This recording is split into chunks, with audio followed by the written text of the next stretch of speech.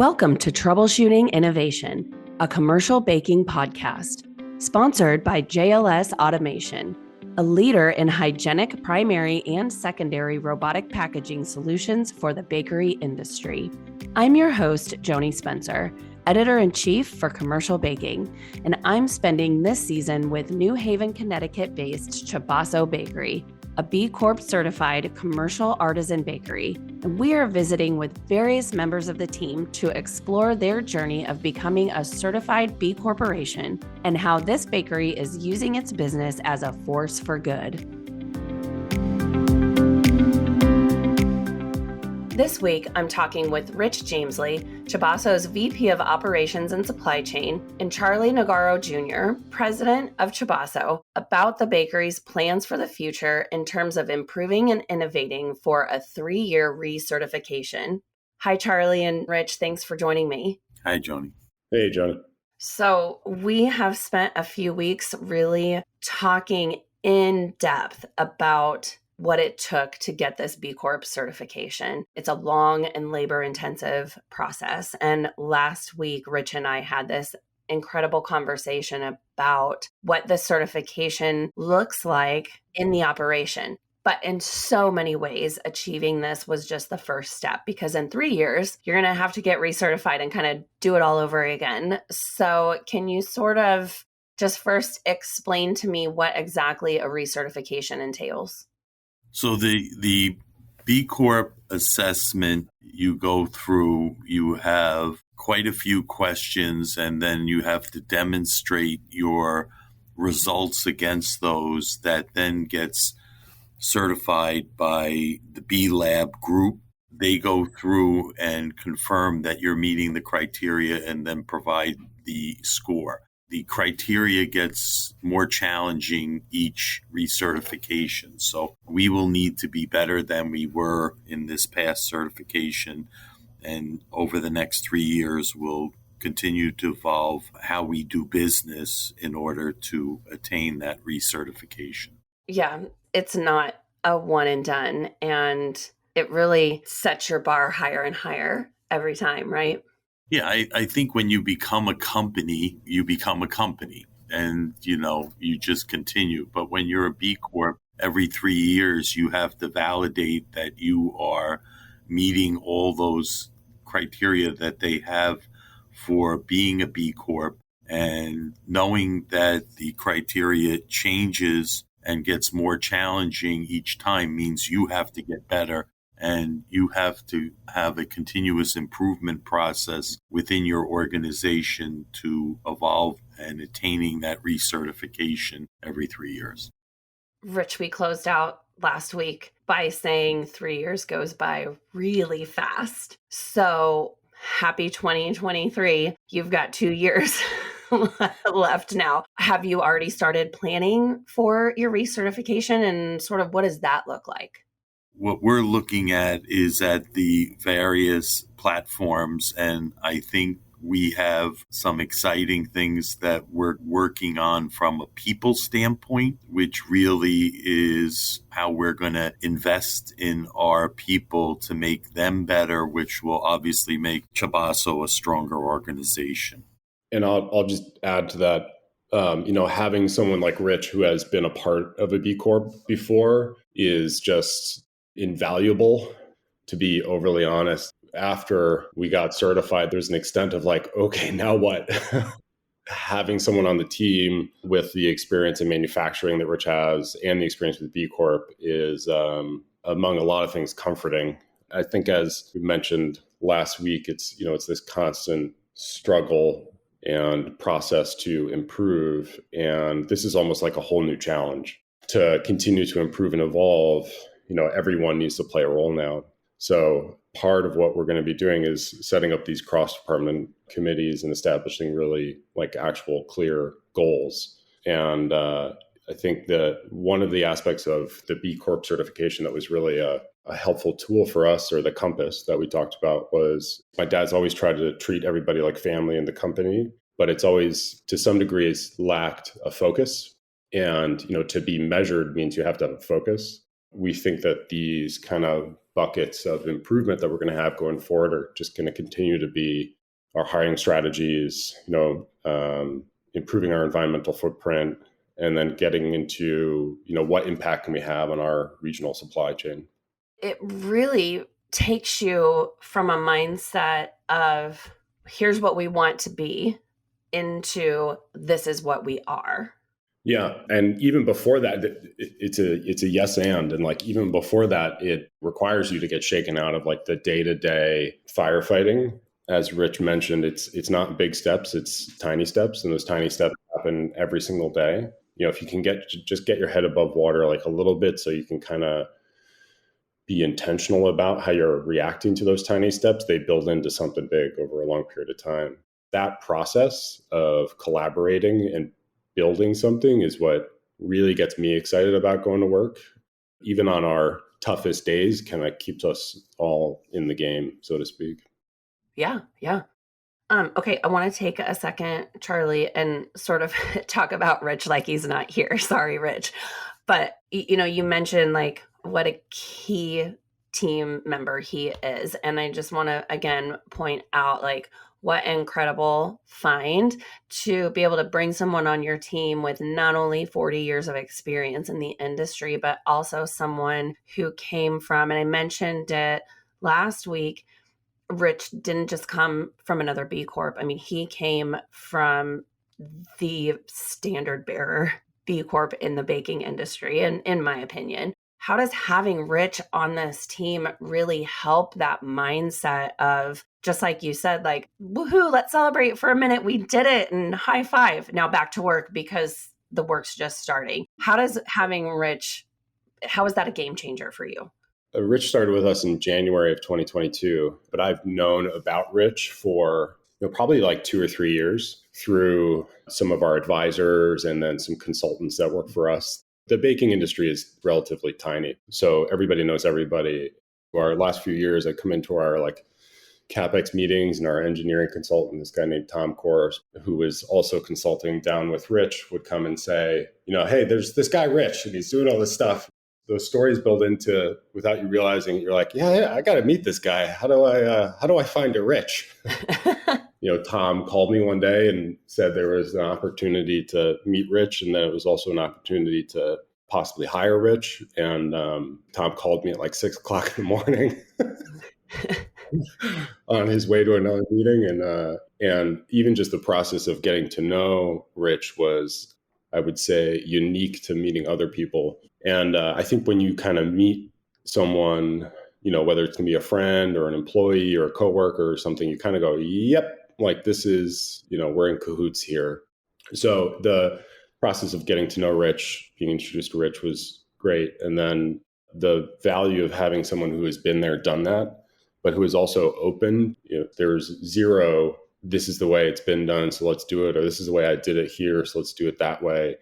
He has a very open mind, and there's things that I get to learn from him on a daily basis that keep my eyes open to those small things that we can just be improving on culturally. This was probably also one of the more challenging, 3 years, but most challenging year for any industry, dealing with like sudden abrupt inflation and, a labor constraint that's somewhat related to that, but somewhat not. So having someone like Rich around, I'm not sure how I could have done it without him. And that's all down to his experience in manufacturing and in B Corps, but also just his personality and cultural outlook. Yeah. So I guess this next question is kind of based on all of that. It's for both of you, sort of as you were going through the application process, and I think you both have very different perspectives on this, but did the idea or the knowledge that you're going to have to be recertified in 3 years, did that impact your initial improvements that you made for the application process? I would say that the recertification from a professional standpoint really just gives you focus, and every organization sets their long-term goals and their roadmap of the future. But knowing that you have to get recertified just makes you focus that you're going to have to get better, and you're going to have the goals in order to do that. And, sometimes goals are on a piece of paper and you share it and whatnot, but knowing that an external group is going to look at what you've done and that you have to demonstrate those results and progression over the 3 years is healthy. And I think it gives you that determination of what do we have to do differently to get better. And again, I think it's all under the lens of continuous improvement and how you are driving those results. Yeah, I totally agree. I've been a part of various different ways of like setting strategy and setting goals. And it's, for me, and I think a lot of people in our organization, it's like the right tool is the one that works. It's not your job to like go off alone in a room and figure out what to do and then come back and sell it to people. It's your job to kind of like get everybody together and collaborate and figure out like, what's the problem? What are some possible ways, or what's the opportunity? What are some possible ways to get through it together? What are some possible ways to capitalize on it? Like, what do we do? So I think that lends more to kind of an organic uprising of strategies and tactics, and the goals that we set, or the focuses that we set to get certified, just kind of came out of what we were already doing. Charlie, that kind of reminds me of something that you said in the very first episode. And that was, it is so much easier to fix something that was wrong than it is to figure out what went right. Yeah. And understanding what went right and how to improve on that really does require that sort of team collaboration. Yeah, exactly. It's sometimes our best days are our most frustrating because it's a combination of 100 things that went perfectly rather than just like one thing that went catastrophically wrong. It's great to have those days occur back to back, and to be successful day in and day out. You have to kind of somehow permeate everybody's mind the same goal, that we're here to make a quality product, and it's something to be proud of. Yeah. So now that you are an official certified B Corporation, how does it change your definition of innovation in terms of your product development, but also as a manufacturer?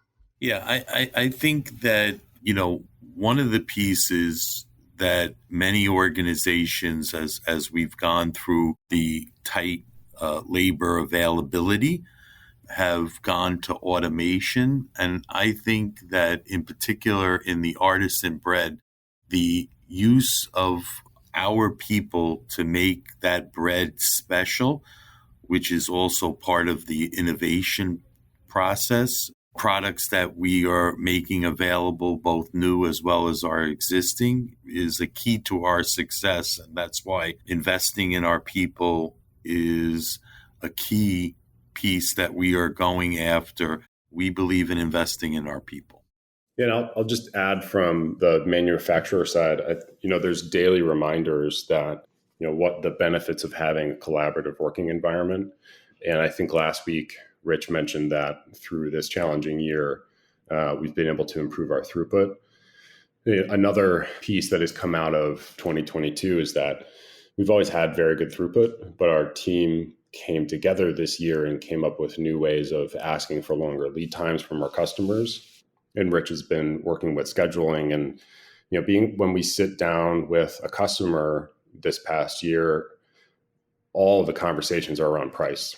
But to be able to sit down and then tick through their check boxes and get to the end and go, oh, your fulfillment rate is 99.9%. Great. I think that has been an enormous help for us. It might not sound like a huge thing, but it's something that has come out of this culture. And, when someone from the outside looks at, why should I invest in culture, or why should I invest in B Corp? It's, how does that improve? What are my tangible assets that come out of that? What's my ROI? There's a lot of, I guess you could call them soft gains from it that actually help you out tremendously. Well, I would say that 99.9% fulfillment rate is a pretty big deal. That's pretty tangible. Yeah. And it's a lot of it is just communication and everybody working together and knowing that we have to figure out a way to make this happen and do it sanely so that we can do it every week, not just this week. Uh-huh. Let's kind of unpack this a little bit more because Rich has mentioned it. You have mentioned it. Everybody knows that 2022, despite being generally considered post-pandemic, was a really, really hard year. How do you guys see supply chain disruption and this record inflation really impacting your ability to innovate at the level and pace that you need to stay on a 3-year cycle? Because again, said it several times, 3 years goes by really, really fast. I think from a customer consumer need, we have to continue to innovate and come up with the products that meet the new demands of our consumers. And I think that we have to partner with our vendors and figure out how we can achieve that with all the challenges from the supply chain and find the partners that will work with us in order to do that. So that we come up with the new innovations. Again, being in the artisan bread industry, you can't stand still. You need to come up with new products that people are going to want to try and continue being a supporter of the Chabaso brand, which ultimately leads to the support of our people and community. I think one of the plus sides of a restricted supply chain was I gave everybody kind of the excuse to just kind of focus on the basics. A lot of customers just came out and said, well, here's what I actually just really need. I think there is some carryover from that in acceptability in the industry and maybe all industries and folks' ability to kind of say no gently to things. Whereas in the past, like Rich is saying, people are looking for innovation. Like we've all gone to IBIE and IDDBA and seen kind of innovation that's like very far afield. And those things very rarely stick, but they're flashy and they're new and they're exciting and they kind of create ripple effects and they create disruption. What we've been able to do is just be smarter about the lanes that we want to be driving in and set ourselves up ahead of time with that, whether we're talking to customers or brokers or our own team, just say like, here's what we are really good at. Here's what providing a solution looks like. Here's what it doesn't look like. Here's how we focus. Let's stay focused. So there's always these opportunities to still be creative, but it's just very important that it's a very intentional, focused effort. Troubleshooting Innovation is brought to you by JLS Automation, a leader in automated bakery packaging solutions. Simple and easy to use primary loading systems, cartoners, and case packers. Fill labor gaps while keeping your bakery products safe. Compatible with various sustainable packaging materials and formats. Gentle product handling from raw dough to fragile pastries and all the way to sandwich assembly. Enhance worker safety while reducing waste. When performance of your bakery line matters, JLS provides innovative solutions that help make your business a force for good. Learn more at jlsautomation.com.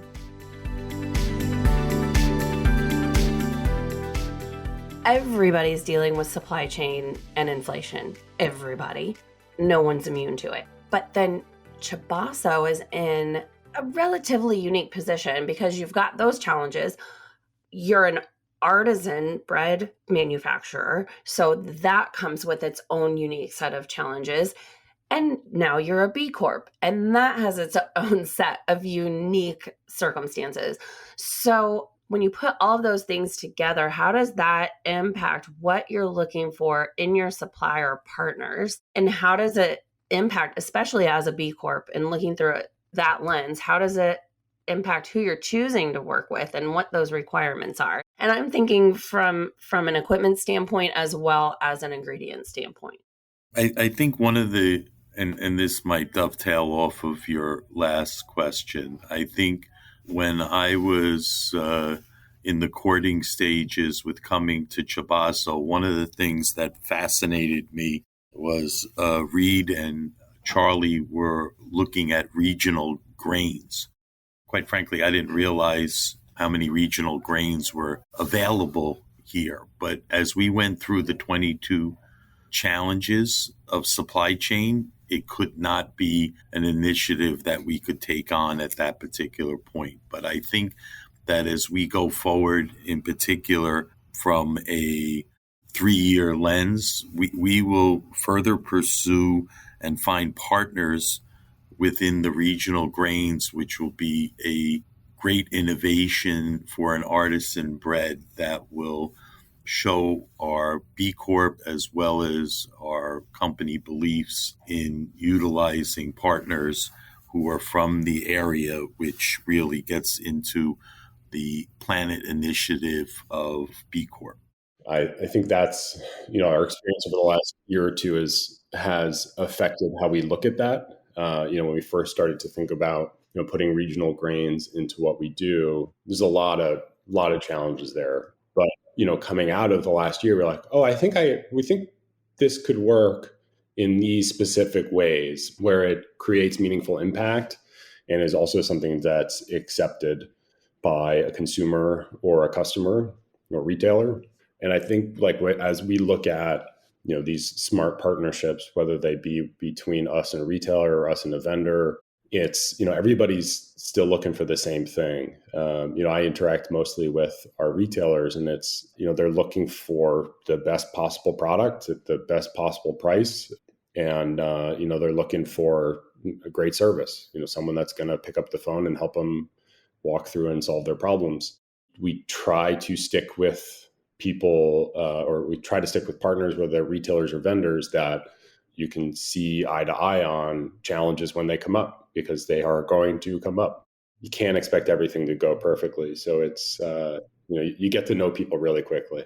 It kind of goes along with your theory that it's easier to understand what goes wrong than understand what went right. That's when the work gets done. You usually create the best bonds with people through conflict. So yeah, unfortunately. Right. That's true. Okay, we're talking about the recertification for your B Corp certification, and it's a 3-year cycle. I've said that phrase 3-year cycle several times, and you can't say those words without thinking about IBIE. Your certification happened in 2022. Your recertification is going to happen in 2025. That's the IBIE show cycle. So what does that intersection look like for Chabaso from a strategic standpoint? How does your certification cycle impact how you approach IBIE? Yeah, this was the first, 2022 was the first year I got to go back to IBIE in entirely too long. And it was great. Just seeing everybody, connecting with everybody. Maybe it was this kind of like post-pandemic feeling that everybody had, but just being in the same place with everyone. It was joyous, wasn't it? Yeah. It is probably one of the best places for us to be looking for partners to improve our cultural efforts going forward. I think if we can find ways to infect the IBIE world with the B Corp world, it'll benefit everybody. I kind of think you're onto something there.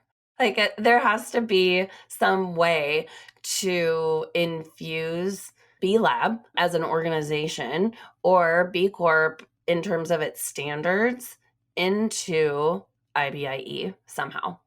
We did that a little bit, actually. Our creative director, Jordan Winter, who actually produces this podcast, she has done a lot of work with B Lab in her professional life. And she did a presentation at IBIE that she titled, "Are You a B Corp and Just Don't Know It?" And kind of identified all these values for bakeries to look at, to think, hey, wait a minute, I'm already doing that. Maybe I should explore this certification. So hopefully we have companies like Chabaso that can help infuse this culture into the industry through IBIE. Yeah, totally. And hopefully 3 years from now or 2.5 years from now, really, we'll have tangible improvements that we can point directly to our B Corp assessment process or certification process and say like, hey, this is why we did it and this was the outcome. This is how it helped us improve. And maybe it'll just influence a few other people to take that step kind of into the unknown and go through the same process. Definitely, definitely. And I think, and correct me if I'm wrong on this, but I would assume it's probably more common for your retail customers to say, "Hey, we want to purchase product from a B Corp." Like that has a lot of value to us. And Reed and I are going to sort of talk about that next week. But is it a safe assumption to think that's a more common mindset than baking companies saying, I want to choose vendors who are B Corps? Or should the equipment vendors and the ingredient suppliers really start looking at the B Corp certification because their customers are going to start requiring it? The strength of the B Corp community is the interdependency of working together. And of course, you would want everybody to be a certified B Corp, but as you mentioned, not everybody can meet up to that criteria. But if they believe in it and they want to partner with people who do business that way, that's just as powerful. And I think that as this continues to evolve, you'll see more and more companies who are either a certified B Corp or choose to do business with B Corp companies. And I think that's where the power will come from in changing how the baking industry does business. So I have this sort of visual in my mind. If you think of it sort of as a ripple effect, you throw a rock in a pond, and that rock is probably the consumer, and the consumer is the one who's going to make that change in the center of the pond, and it's going to ripple out. And the suppliers to the allies in the industry, so the equipment suppliers and the service providers and the ingredient suppliers, they're going to be sort of on the outside. Like they're the ones when the water comes up to the shore. Eventually, it's going to impact them, and they're going to start really needing to have more values in what they do and how their companies are run at some point. But I think it's going to be sort of a slow change, like with any sort of ripple effect. I think it's going to have to start from the consumer and the vendors, whether it be from the ingredient or packaging or equipment. They're going to see the companies that are driving those results and getting the business, and they're going to want to partner in order to grow their business. People are looking for companies that are doing good.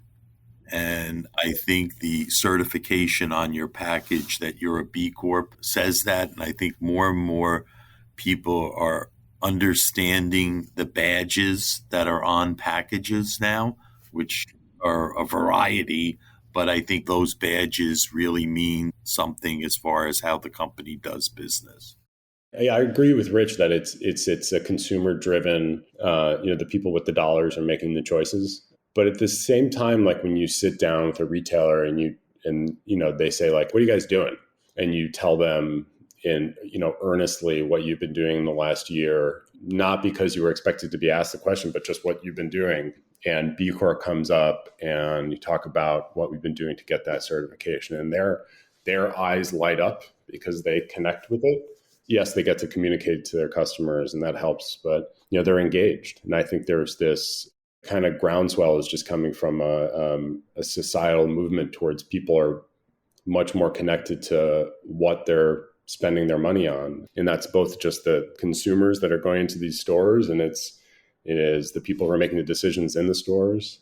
And then we, with our buying power on equipments and vendors, I think it's very rare that any of them are going to be doing a stellar job if they're not focused on their culture going forward, because it's going to be tough to retain fabulous employees and to fulfill the increasingly difficult demands in this economy. Right. And I know there are equipment suppliers who are putting a heavy focus, and I say equipment suppliers, they're equipment and ingredient suppliers who are putting a heavy focus on their workforce and how they treat their employees and the values with which they're running their companies, not because it's a good selling tool, but it's because that is what they believe in. And again, I think the change is slow, but I think it's happening. I think those ripples in the pond are happening and it's reaching all the way to the shore. Yeah, exactly. And like you mentioned earlier, any change worth doing usually is pretty hard. So it's good to see everybody kind of pushing the pedal a little bit so that we can all be working on it together. For sure. Okay, you guys, I have one last question for you in this episode. And with everything that we've talked about today, I'm going to ask for a little bit of self-reflection. What would you say comes first? The need to innovate or the B Corp standards? So in other words, would you consider yourselves or consider Chabaso to be primarily an innovator that uses B Corp as a North Star? Or do you see yourself as a B Corp first and use innovation to do good in the world? I'll go first. I think we're an innovator and a manufacturer who is making products that our consumers are looking for. And by having the B Corp compass, we're a force for good. That is how it helps me do my day-to-day and how I work with my team. We are innovating and delivering for our consumers every minute we're out there making bread. And at the same time, we have a compass that is keeping us going in the right direction and looking to get better and better from a people, planet, and purpose standpoint. I agree. I think it's a tough one because I think it depends on like what day you ask me. I might change my answer. But what made B Corp certification possible for us is that we had that compass and that we had that foundational culture. There's some degree of like we've always kind of felt this way. We've always kind of been innovators, like looking for this creative, collaborative, what's next experience for ourselves and our consumers. So I think I probably would agree with Rich today that it's we're innovators, and that my first experience with learning about B Corps, I guess 15 years ago, was, this feels like us. This feels like a tool, or this feels like a group that I want to be a part of. So how do we go do this? Honestly, that's how I thought you would answer, Charlie. Knowing that this has been on your radar for 15 years, I really thought you would say, I'm a B Corp first. Yeah. But I'll ask you again tomorrow. I'll call you and ask you. Yeah. Okay, you two, that was the last question for this episode. I really loved this one. This was a great conversation. And again, just like last week, it's looking at what it's like to be a B Corp through a different lens. So I appreciate both of you bringing your perspective and sharing what it's like, knowing that achieving a B Corp certification isn't the end, but really the beginning. Well, thanks for having us, Joanie, and thanks for the opportunity to talk about our journey. Yeah, and next week, I'm going to circle back up with Reed Immer, and we are going to, after everything that we've collected on this journey, we're going to look at some of the secondary benefits that come along with being a certified B Corporation. So I'm excited for that one. But for today, just thank you again for your thoughts and your perspective in sharing this journey. Joanie, I just wanted to share one thing. The B Corp certification process is extremely challenging. And when I came here and found out we were going down the path and had the opportunity to speak with Reed, who was leading it, I was like, wow, I'm glad he's leading it, not me, right? But the interesting thing is, and it goes back to a comment you made earlier, is that he is really taking this and then bringing it to our partners in retail and consumer and making it about this is who we are.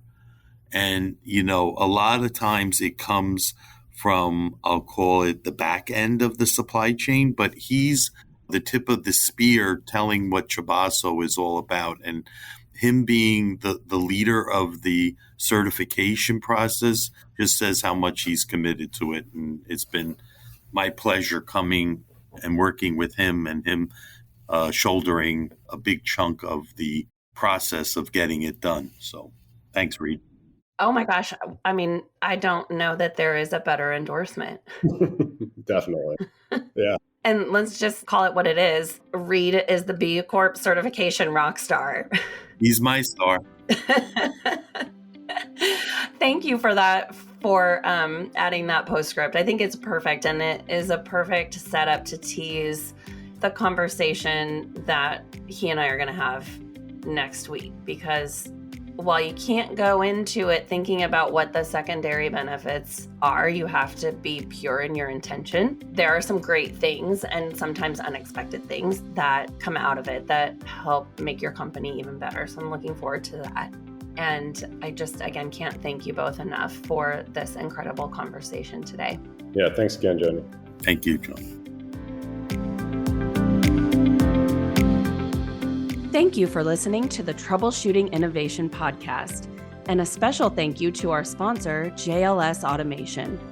For more information on JLS and its hygienic robotic bakery packaging solutions, visit jlsautomation.com.